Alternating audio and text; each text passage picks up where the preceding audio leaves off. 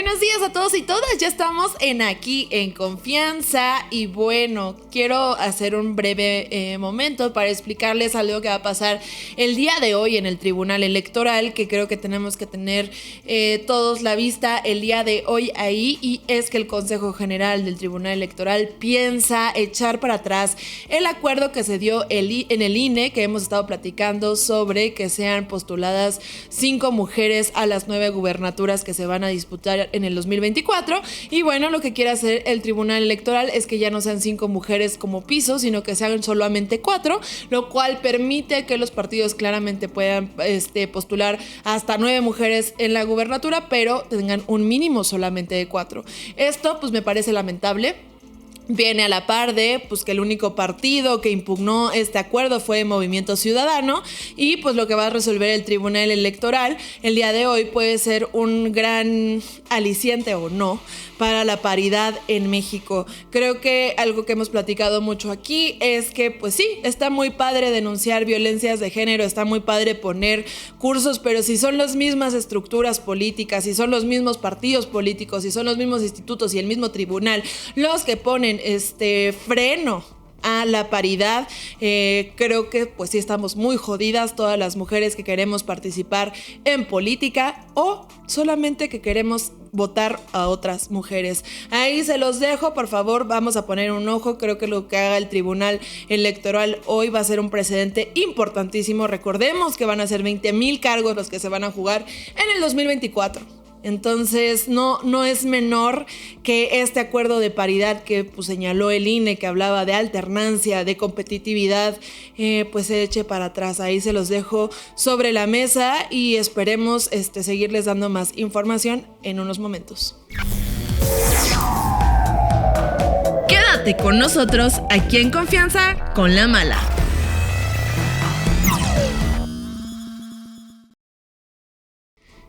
Y como saben, aquí en Diario de Confianza tenemos una misión y es hablar de lo electoral, pero también de democracia y de todos los valores que van alrededor de un ejercicio democrático. Y por eso creo que también es pertinente que nos envolvamos en también lo que pasa en el mundo. ¿Qué está pasando en las elecciones en el mundo, en las elecciones en democracia? ¿Por qué solamente, no es solamente en México que llegamos a ciertos candidatos a una parte de que los partidos políticos no tengan confianza, sino que creo que también es un ejemplo que podemos ver a nivel mundial? Y por eso el día de hoy me gusta poder platicar sobre las elecciones en Argentina, y para esto me acompaña mi querida América Cepeda, que pues estudió estudios latinoamericanos en la UNAM, luego hizo su maestría en el Colmex, ¿no? Y ahorita está cursando el doctorado en la Universidad de Buenos Aires. América, muchas gracias por estar aquí. No, pues muchas gracias por invitarme para hablar de este tema, que creo que es muy relevante también desde México, pensar América Latina, aunque sea hasta el sur, hasta Argentina. Sí, aparte me encanta porque el nombre de América es literalmente engloba todo. Ya lo traías desde antes de nacer, chica. Oye, pero a ver, o sea, yo creo que una de las cosas importantes cuando hablamos de democracia son los candidatos. Y también la historia política de la cual pues tenemos para llegar a ciertos candidatos, ¿no? Y eso lo podemos ver en México, lo podemos ver en Chile, lo podemos ver en Estados Unidos, lo podemos ver en Argentina. Y creo que algo que ha estado mucho en redes sociales es este señor Milei, ¿no? Este señor que habla con su perro vía Medium y le pide decisiones, que lo intentó clonar, que dice que lo peina la mano invisible, y que para nosotros en México nos parece una burla, ¿no? Nos parece como cómo es posible que esta persona esté ya en una segunda vuelta para ser electo a presidente de Argentina. Sin embargo, creo que también tiene que ver con pues lo que está pasando con las democracias, ¿no? En América Latina, y que a lo mejor así nos ven a AMLO y nosotros así de que jijiji, jajaja. Entonces me gustaría que me dieras un panorama para empezar de qué es Argentina. ¿Cómo llegamos ahorita a Argentina? Porque también son historias muy diversas, ¿no? O sea, nosotros no tuvimos una dictadura como Argentina, nosotros tuvimos la dictadura perfecta, que fue la que no fue como fascista, de cierta forma, pero pues ahí cuéntanos cómo llegamos a Argentina. Claro, bueno, para comenzar yo creo que hay que poner el énfasis en que Argentina es una democracia verdaderamente joven. Justamente este año se cumplen los 40 años de democracia, después de lo que fue uno de los periodos dictatoriales más sanguinarios en la historia, no solo del país, sino de la región. Para llegar a 1976 y el golpe de estado de Jorge Rafael Videla, ya habíamos pasado en Argentina por un montón de dictaduras del siglo XX que iban interrumpiendo los diferentes gobiernos democráticos, proscribiendo partidos y haciendo, digamos, represión, persecución, etcétera. Mucho de eso viene a colación por una grieta que así se llama como la polarización en Argentina, entre proyectos que tienen más que ver con la oligarquía del campo, porque recordemos que Argentina es el granero del mundo y que realmente si hay digamos, una fuente de ingreso aún hoy en día es el sector agroexportador, y una versión un poco más industrializadora y también que tenía más que ver con una ideología más del Estado como parte de la planeación económica del país y no solamente del mercado. Ok, y esto de las dictaduras que estás mencionando me parece bastante interesante porque al final del día pues son memorias distintas de las que llegamos socialmente a pues también ver cómo nos organizamos, ¿no? Pues en México obviamente tenemos esta dictadura perfecta que fue un prismo que incluye guerra sucia, ¿no? Que llega a una reivindicación de memoria diferente, ¿no? Y que, por ejemplo, incluso Morena es algo que trae en los estandartes. Digo, una de las propuestas fue que iba a haber resolución de los crímenes de la guerra sucia. Hasta el momento no ha habido nada, pero pues es una bandera importante, ¿no? En el caso de Argentina, esta memoria, por ejemplo, de dictaduras, ¿cómo la ves representada el día de hoy con las nuevas generaciones también? Porque esta posmemoria a veces no la resolvemos igual entre cada generación. Claro. Sí, bueno, ahí hay varias cosas, ¿no? Uno de los temas es que pensar 40 años de democracia también hace pensar 40 años de aspiraciones no completamente resueltas, ¿no? De deseos insatisfechos sobre lo que significa esa democracia. Entonces, hay una ruptura muy interesante entre la generación que, por ejemplo, vivió el 2001 y la que no lo vivió y ahora está votando, ¿no? Esa generación no solo vivió la crisis económica, sino que vivió en gran medida el reconocimiento por parte del Estado de los crímenes que se habían realizado en el periodo dictatorial. Fue el momento en donde se reabrieron las causas que estaban proscritas, se volvieron a perseguir esos crímenes, se abrieron sitios de memoria, se cambiaron los planes de estudio. Entonces, todo eso hoy en día es como que ya está institucionalizado. O sea, en lugar de volverse como la memoria que está viva en la sociedad, hoy el Estado ya la promueve también. Y eso hace que toda esa insatisfacción, ese desencanto que está dirigido hacia el Estado, también haga que haya una sospecha sobre el uso del pasado que hace ese Estado y un rechazo a la memoria colectiva que está proponiendo desde el Estado, y las voces más disidentes hoy en día sean aquellas que reivindican la dictadura, ¿no?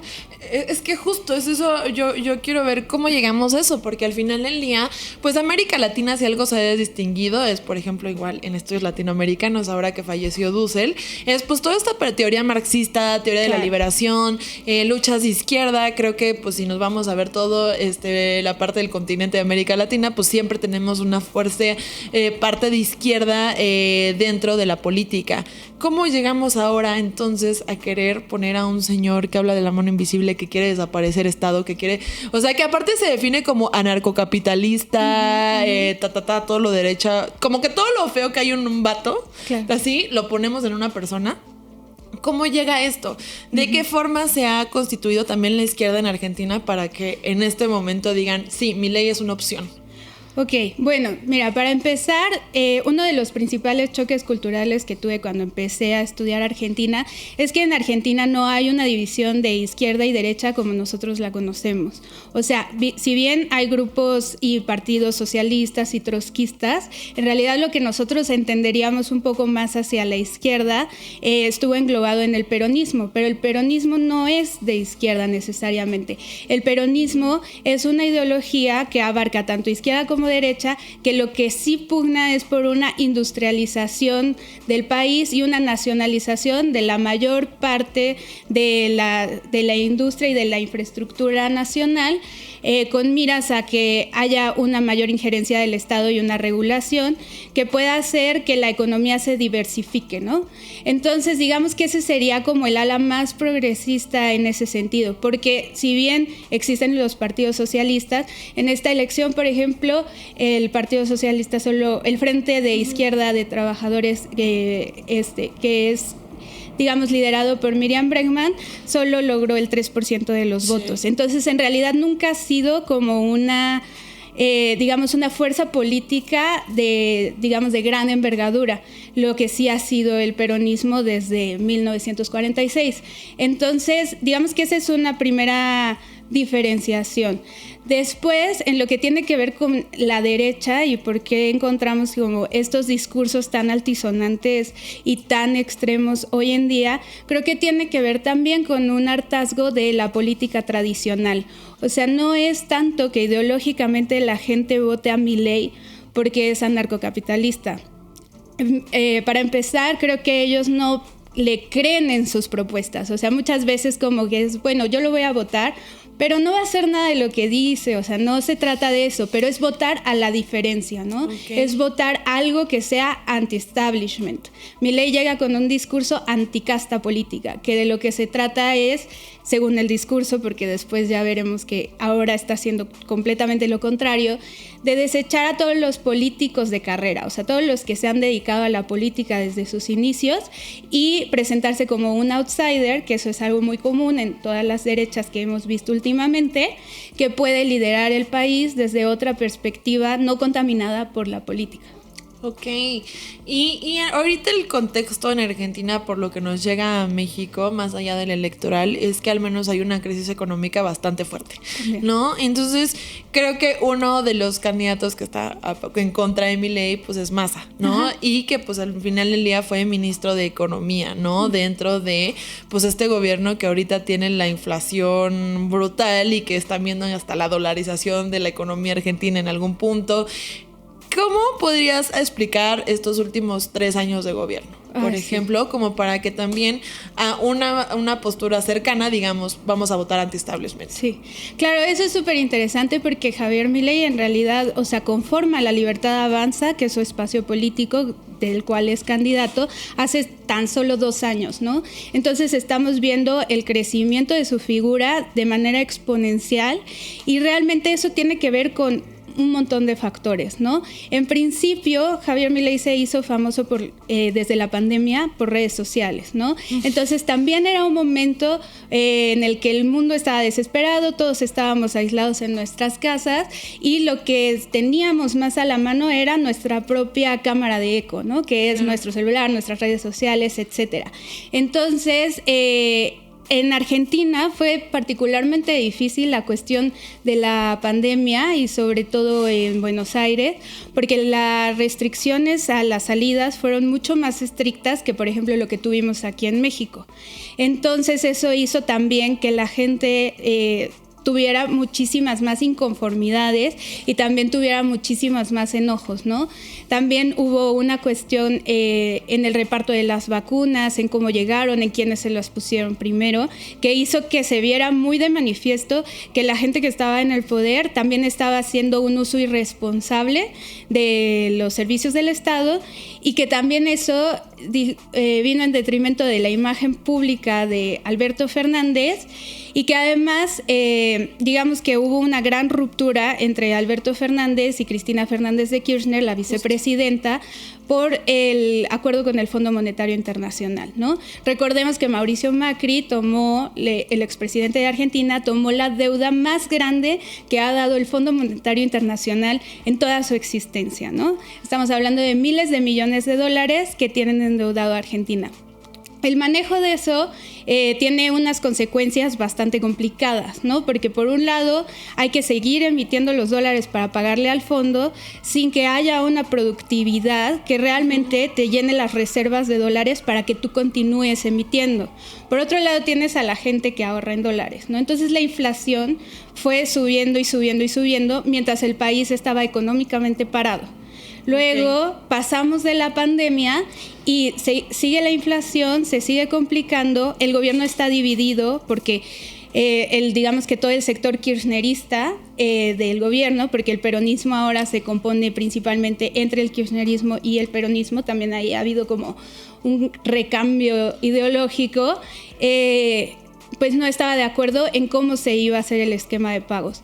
Entonces, desde ahí te quedas sin referente, ¿no? O sea, yo creo que desde que Sergio Tomás Massa tomó el Ministerio de Economía, nadie hemos escuchado hablar de Alberto Fernández, que es el presidente, ¿no? Claro. Entonces, en ese sentido hay un vacío de poder que de alguna manera se llena por muchas vías.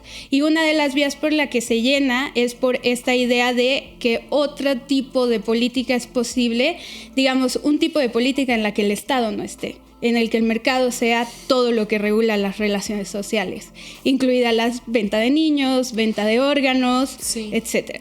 Que es justo una de las propuestas más fuertes de Milei, ¿no? Que al menos, o sea, que yo digo, sí, o una cosa es que digas, no lo va a cumplir, pero pues mira, ya teniendo el poder uno no sabe, porque al final del día, pues para eso también se eligen a los líderes, ¿no? Y tiene una acción de gobierno, un presidente o un ministro. Uh-huh. Me gustaría que me platicaras entonces una parte también de los Kirchner, porque creo que algo que nos resuena muchísimo, al menos para entender la política argentina de los últimos años, es tanto Néstor Kirchner como como Cristina, que también fue su pareja, ¿no? Su esposa. Sí. ¿Qué show con ellos y por qué son tan importantes en la política actual de Argentina? Bueno, o sea, es que para empezar, hablemos de Néstor y cómo asume, ¿no? O sea, Néstor asume después del 2001, después de la crisis más grave que ha sufrido Argentina. O sea, ahorita vemos los números de Argentina, no se comparan en nada con lo que fue la crisis del 2001, ¿no? O sea, la gente se quedó sin posibilidades de tener moneda. O sea, ya no te digo que quizás tu moneda se está devaluando, sino que ya no había moneda, que tuvieron que hacer monedas autónomas, trueque, otras formas de intercambio. El país estaba detonado y eso lo que causó, bueno, fue mucho descontento, muchas manifestaciones en la calle, y entonces el presidente del 2001, ¿no? El que sale en el helicóptero en esa imagen pues bastante terrible, con una plaza en donde hay muertos y hay represión, y él se escapa y deja así el gobierno, fue Fernando de la Rúa, ¿no? Uh-huh. Después de eso viene un periodo de inestabilidad política muy grande, en donde se tienen distintos presidentes, hasta que Eduardo Duhalde es el que toma la presidencia y mantiene más o menos el control, algo así por 10 meses. Se vienen a elecciones de nuevo y Néstor se postula. Néstor, un peronista que viene del sur, que fue gobernador de la provincia de Santa Cruz, que hizo una acción de gobierno muy peronista, muy en el sentido de, bueno, vamos a tomar el control, las riendas del comercio, vamos a poner escuelas públicas, parques, etcétera. Y en ese contienda es muy curioso porque la gente te cuenta así como, bueno, yo ni sabía pronunciar el apellido, ¿no? O sea, no sabía qué era eso de Kirchner. Y después se vuelve muy importante porque toma así el país, y en su discurso de asunción presidencial, él lo que dice, y como que la narrativa que él construye, es que Argentina en realidad nunca se ha recompuesto de los males de la dictadura, ¿no? Y que él es parte de esa generación que no pudo militar políticamente, que vio a sus compañeros pues morir, que vio todo lo que fue el terrorismo de Estado en carne propia, y que viene a plantear el sueño de esa generación, ¿no? Entonces, a partir de eso, lo que vemos con Kirchner son dos políticas, ¿no? Una política de la memoria muy fuerte. Él es el que justamente reabre los casos para enjuiciar a los militares. Él también es el que abre los sitios de memoria. Todas las organizaciones de derechos humanos, como las Madres y Abuelas de la Plaza de Mayo, que son nuestras referentes de democracia, claro, no solo en América Latina, sino en el mundo, ganan notoriedad, o sea, hay apoyos hacia ellas, etcétera. Y por el otro lado, el desendeudamiento económico, ¿no? O sea, Néstor Kirchner paga gran parte de la deuda externa con el Fondo Monetario Internacional, entonces eso se entiende como que saca el fondo de ahí, y a partir de entonces es que él puede gobernar, digamos, como él quiera, digamos, ¿no? Okay. Porque ya no tiene como esa presión, del fondo. las reglas del fondo, etcétera. Entonces, a partir de ahí viene una recomposición del salario que hace que inclusive cuando sale el gobierno, el segundo periodo de Cristina Fernández de Kirchner, Argentina sea el país que tiene el mayor ingreso en salarios, o sea, el mayor salario mínimo de toda la región, cuando hoy eso está licuado, ¿no? Claro. Entonces, digamos que eso es el kirchnerismo. El kirchnerismo hizo unas bases militantes muy fuertes, que hoy en día también son mucho de lo que sale a la calle y demás, y que también venían de experiencias políticas antisistema, que eran más como antipolítica en el 2001, que era no queremos políticos. Era una situación muy parecida a esta. Había un hartazgo muy fuerte en el Estado, pero a partir de que llegan Néstor y Cristina, como que hay mucha gente, hay un gran volumen de gente que llega a ser más del 50% del electorado, que dice, bueno, o sea, me reencanto con la política a partir de esto.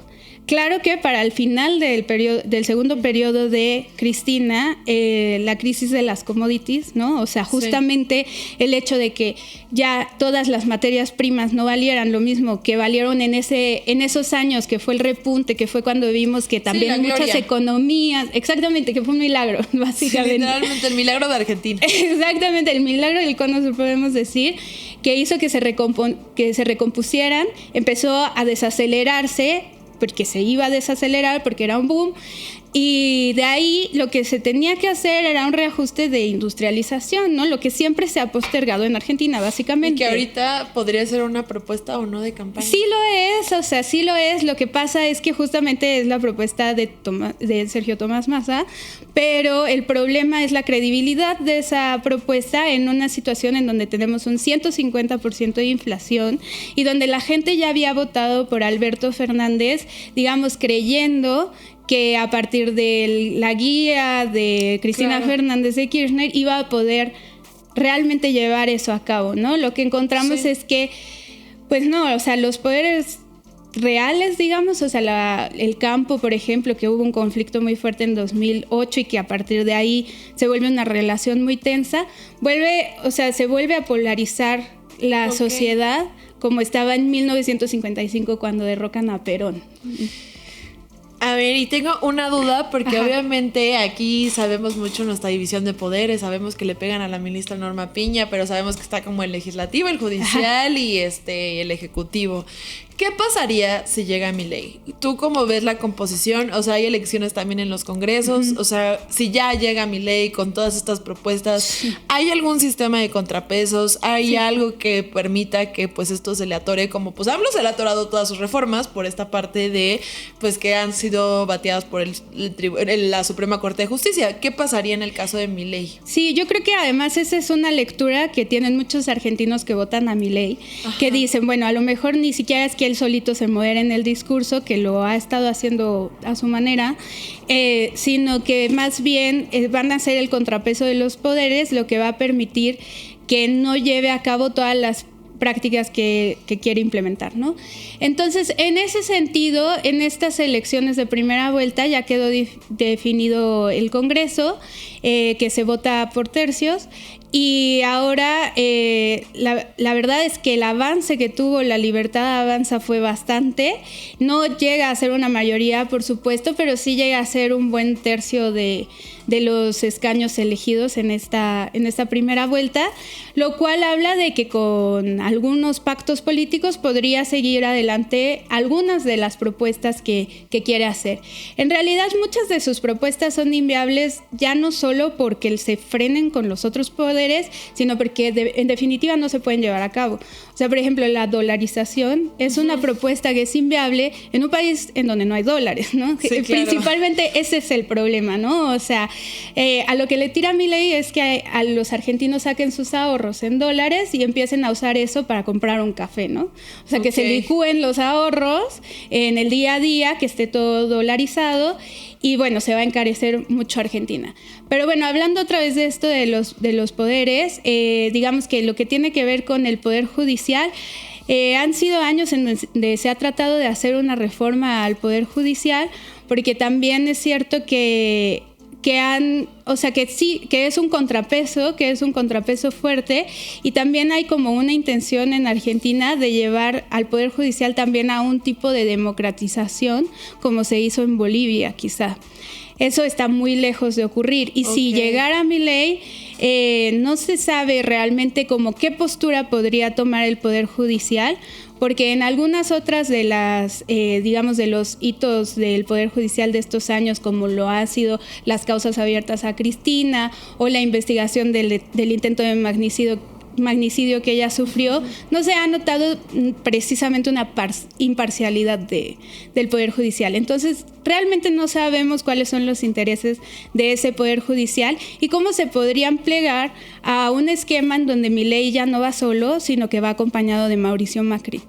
Sí, que claro. Él sí que tiene muchas influencias dentro del Poder Judicial. Entonces quizás ahí se le desbloquearía esa parte, y con la nueva alianza que están armando entre la ultraderecha de La Libertad Avanza y el PRO, que es el partido de Mauricio Macri, que candidateó a Patricia Bullrich pero que no llegó, bueno, podría cambiarse ese juego en las cámaras. Es que está interesante esta parte, porque justo creo que cuando estamos en campaña nos prometen muchas cosas y también se dicen muchas cosas que al final del día se pueden o no llevar a cabo. Y a mí creo que sí hay muchas cosas que ha propuesto Milei que, más allá de que digas jajaja, jijiji, está loco, pues dan miedo, ¿no? Porque dan un precedente también para otros países, ¿no?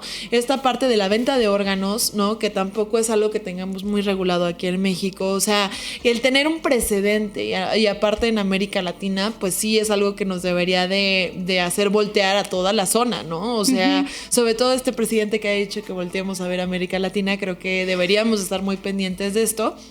Y finalmente, ¿tú qué piensas? ¿Ahí es un problema de la democracia o es un problema de Argentina el que lleguemos a este tipo de candidatos? Sí, yo creo que es el doble filo de la democracia, definitivamente, el que ahora podamos ver que hay propuestas políticas que pueden ser elegidas por voto popular y que son profundamente antidemocráticas, ¿no? O sea, digamos que eso es lo que nos debería de llamar la atención. Sin duda alguna, la democracia es un sistema que es perfectible, que seguimos construyendo, hay muchos tipos de democracia, hay que seguir avanzando, pero sí es cierto que hay que dejar bien en claro que también puede pasar que te salga un candidato que lo que quiere es matar a la democracia. Sí. Lo que tendríamos que pensar es que la democracia no solo se lleva a cabo en las urnas, ¿no? Porque yo creo que ese es el principal problema, o sea que democracia sin participación ciudadana hace que cualquiera pueda llegar a tener cualquier cargo político, ¿no? Claro. Entonces, y no se trata de eso, o sea, se trata más bien de que nosotros justamente estemos participando, que nos estemos informando, que sepamos entender cuál es una fake news, cuál no, o sea, esa responsabilidad ciudadana que recae en cada uno de nosotros, y sobre todo tener la fuerza de disputar los espacios y de alzar la voz y criticar en los momentos en los que tenemos que hacerlo, para que no se llenen las filas de propuestas mesiánicas que lo que hacen es darnos una solución muy simple a problemas muy complejos y que al final solo llevan a la destrucción de los lazos sociales, ¿no? Totalmente. Y es que, mira, o sea, yo pienso en Argentina, pienso en México, y claramente la democracia es la forma mejor de gobierno que podemos tener, sobre todo con alguien que ha tenido una memoria de dictaduras, ¿no? Obviamente es como, sí, claramente democracia 100%. Sin embargo, creo que hemos olvidado también lo que implica la democracia y justo este doble filo, ¿no? El decir, ok, sí es algo que se puede votar, pero también no necesariamente porque se vota es lo correcto, ¿no? Y que por eso hay debates legislativos, hay debates en todos lados, pero creo que sí debemos de poner especial énfasis, porque yo creo que sí, la democracia hasta el momento es el mejor modelo, al menos que tenemos político. Sin embargo, un Macri, un Milei, la parte de proponer ciertas cosas que no podrían ser, pero que podrían pasar por voto dentro de los congresos o voto popular. Aquí tenemos el caso de las consultas, por ejemplo. consultas populares, que al final del día pues sí podrá hacer lo que quiera la población, sin embargo no necesariamente es lo más viable ni lo correcto. O sea, podríamos ahorita decir, quieren matar o no matar a alguien y lo sometemos a voto, y eso implica muchas cosas, ¿no? Entonces yo creo que a la par hay que ver qué también valores estamos perdiendo, ¿no? Y no es que me ponga moralina así de que Diosito santo, no, pero hay valores, incluso de la transparencia, de la democracia, ¿no? Y no dejarlos de lado, porque creo que si hoy tenemos un candidato como Milei en Argentina, pues también voltemos a ver a México también lo que tenemos, ¿no? Claro. O sea, tenemos un señor que dice, robé, pero robé poquito, ¿no? O sea, tenemos gente que descaradamente pues ha sido un abusador sexual y de todos modos dice, no me importa. Sí. Entonces, no es algo que es solamente en Argentina, es algo que yo creo que es de la crisis política que estamos viviendo pues en todos lados. Sí. Sí, y que además tiene mucho que ver con propuestas económicas insatisfechas, ¿no? Entonces, o sea, no podemos tener democracia plena si tenemos este nivel de exclusión, este nivel de desigualdad. O sea, América Latina es la región más desigual del mundo, y eso también hace que evidentemente la gente esté insatisfecha y pueda dirigir su voto y su enojo y su odio hacia cualquier otra persona, ¿no? Y que también pueda detentar el poder, ¿no? Sí, y la parte económica, yo sé, gente, que no todos la entendemos, ¿eh? O sea, yo sé que es muy complicado. El día de hoy se está votando en la Cámara de Diputados, el presupuesto de egresos son 3,500 reservas, lo cual implica que martes y miércoles va a ser a morir, porque pues 3,500 reservas por 5, porque son los 5 minutos que les dan, y muchas son de que tienen que cambiar, por ejemplo, el 2023 de número a letra. Creo que son cosas de las que nos tenemos que involucrar, porque a veces pensamos que la política solamente es lo que se debate en propuestas, pero la noción económica también mueve a las masas, y el tema de no tener tu salario, de no tener una seguridad económica, pues al final del día también toma decisiones y no siempre son las mejores, aunque estemos en democracia. América, pues muchísimas gracias, espero que te puedas venir un día más cuando ya pasen las elecciones. Digo, ahorita creo que todo pinta para que Milei gane por la parte de la segunda vuelta y la alianza con Macri, pero pues estaría padre que hagamos una mesa posterior a las elecciones para ver cómo empieza pues el sentido ahí en Argentina, cómo se sienten las personas. Sí, claro que sí, yo encantadísima, y bueno, quedemos abiertos para sorpresas. Sí, bueno, yo sé, pero es que, híjoles, yo nada más leo en las noticias y digo, Dios santo, bendito, de que la más valorada, la más, y bueno, ya lo saben, Argentina nos dio Floricienta, así que creo que tenemos que estar muy involucrados. Ya nos dijo De la Rúa, que fue el ex suegro de Shakira, así que si no hubiera sido por De la Rúa no tendríamos días de enero, así que pues muchas gracias, América. ¿Dónde te podemos encontrar? ¿Dónde podemos leerte? Claro, bueno, pues me pueden leer en Twitter como @americacepeda_, y bueno, ahí estoy siempre publicando donde escribo, los artículos que voy publicando, y bueno, por ahí nos podemos contactar y lo que necesiten a disposición. Y tiene un artículo que escribió en Nexos, vayan a leerlo, porque justo sobre las elecciones de Argentina, y lo voy a publicar yo, me la mandas ahorita para que lo ponga yo incluso en mis redes. Sí. Y muy importante, vamos a ver qué pasa en esta parte de América Latina. Pues les agradezco mucho que me hayan acompañado el día de hoy en este programa especial sobre las elecciones argentinas. Déjenos sus comentarios y ahí les estaremos respondiendo. Soy La Mala y nos vemos el día de mañana con Gema Santana. Vamos a hablar sobre la crisis ambiental que tenemos en este país y cuáles son las responsabilidades institucionales y lo que tendrían que tener nuestros candidatos y candidatas en agenda del 2030. Quédate con nosotros aquí en Confianza con La Mala.